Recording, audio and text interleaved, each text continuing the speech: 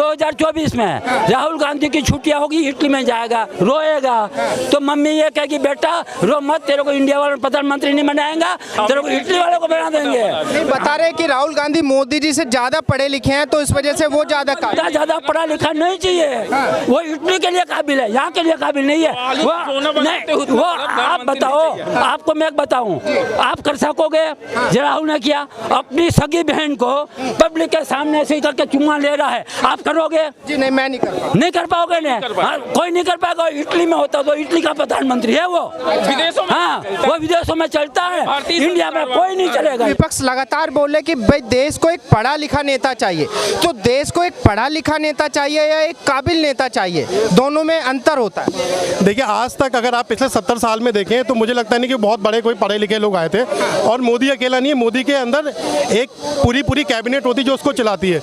मुझे लगता है काम करने के लिए केवल एक चाहिए, वो है इंटेंट और राष्ट्रभक्ति। अगर दोनों चीज़ आपके संग है, राहुल की लॉयल्टी कहाँ है? राहुल की लॉयल्टी इटली की तरफ है, हमारी तरफ नहीं है। वो एक बिजनेस रन कर रहे हैं, वो एक फैमिली बिजनेस रन कर रहे हैं। जब आप फैमिली बिजनेस रन करते हो तो आप देश की नहीं सोचते हो, आप सोचते हो कि मेरा कैसा बने।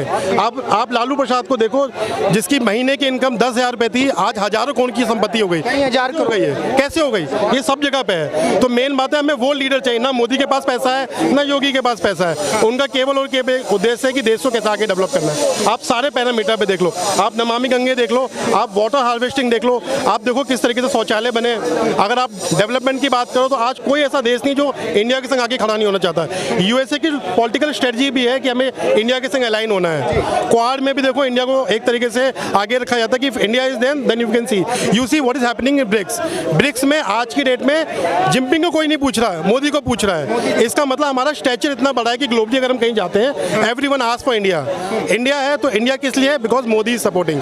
मैं नहीं कहूँगा मैं कोई मोदी हमारे देश के जो वैज्ञानिक है उनके बीच में गए तो विपक्ष बता रहे कि मोदी जी जो है उसका क्रेडिट लेने की कोशिश कर रहे हैं, दिखावा करने की कोशिश कर रहे हैं। एक बात ये बताओ, वो देश का है प्रधानमंत्री, वो हमारे बीच में भी आएगा, शिक्षक के बीच में भी जाएगा, इंजीनियर के बीच में जाएगा, वैज्ञानिकों के बीच में जाएगा। क्यों? उसको तो विश्व गुरु बनाना है, इंडिया को बनाना है, बन चुका है, वैसे तो शुरुआत हो चुकी है।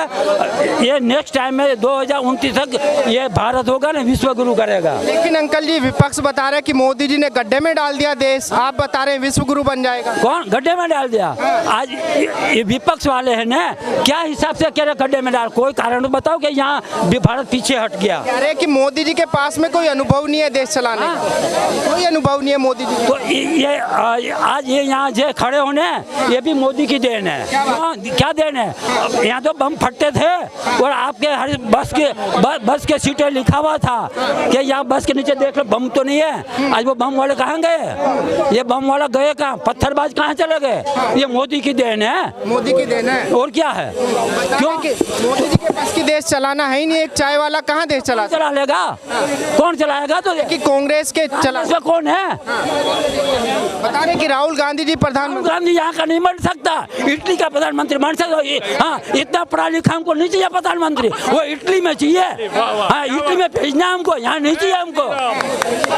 राहुल गांधी नहीं चाहिए? नहीं, बिल्कुल नहीं। वो पप्पू है हमारे देश के लिए, तो वो इटली का प्रधानमंत्री मान लिया। अरे मैं आपको लिख के दे दूँ, कागज पेन नहीं हो तो मेरे से ले लो। आपको जून जुलाई में 2024 में राहुल गांधी की छुट्टियां होगी, इटली में जाएगा, रोएगा, तो मम्मी ये कहेगी बेटा रो मत, तेरे को इंडिया वालों प्रधानमंत्री नहीं बनाएगा, तेरे को इटली वालों को बना देंगे। बता रहे कि राहुल गांधी मोदी जी से ज्यादा पढ़े लिखे हैं, तो इस वजह से वो ज्यादा पढ़ा लिखा नहीं चाहिए, वो इटली के लिए काबिल है, यहाँ के लिए काबिल नहीं है। वो आप बताओ, आपको मैं बताऊं, आप कर सकोगे जो राहुल ने किया? अपनी सगी बहन को पब्लिक के सामने से करके चुम्मा ले रहा है, आप करोगे? जी नहीं, मैं नहीं कर पाओगे ना, कोई नहीं कर पाएगा। इटली में होता तो इटली का प्रधानमंत्री है वो, विदेशों में, हाँ वो विदेशों में चलता है, इंडिया में कोई नहीं चलेगा यहाँ। नहीं, वो तो एक अलग बात है, लेकिन बता रहे कि बात मोदी जी देश नहीं चला, संस्कृति चाहिए, विदेशी संस्कृति यहाँ नहीं चाहिए। विपक्ष का जो महागठबंधन है लगातार बोला कि मोदी जी अब देश नहीं चला सकते। चोरों की पहाड़ है, वो इसमें कौन है? कौन पार्टी का? आप बता दो कि ये चोर नहीं है, आप में नहीं है। मोदी जी के अंदर क्या काबिलियत है देश? हाँ, मोदी के अंदर क्या नहीं है? क्या नहीं है ये पूछो ने, ये वो मत पूछो पड़ेगा कि क्या नहीं वो इसको पूछ के आओ क्या नहीं है।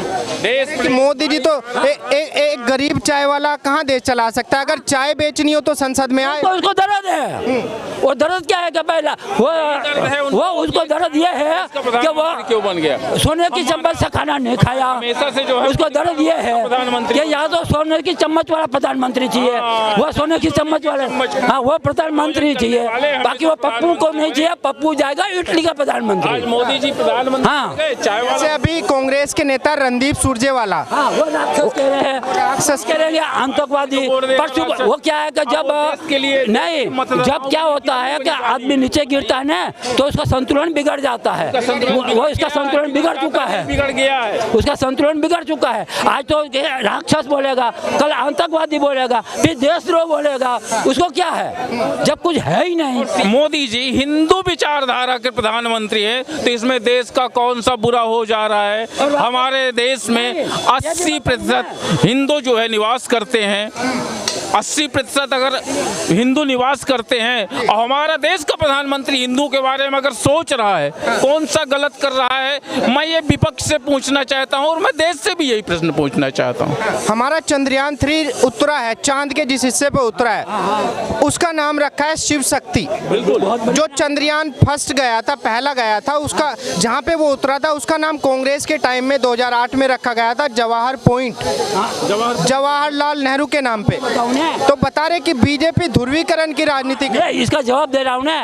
कांग्रेस को तो ऐसा है, अपना परिवार का नाम से कोई काम करोगे ना, ये इंदिरा गांधी हवाई अड्डा, ये इसका ये है, तो इसको तो परिवार का नाम का चाहिए।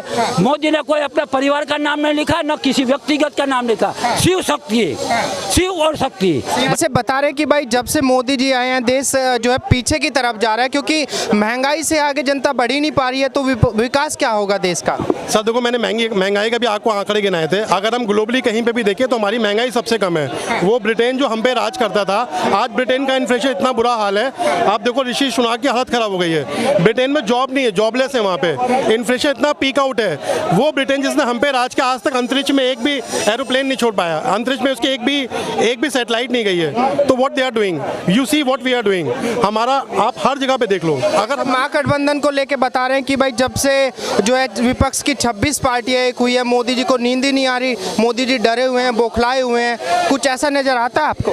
सर देखो, मुझे तो कुछ ऐसा लगता नहीं कि महागठबंधन से मोदी जी घबराए हुए हैं।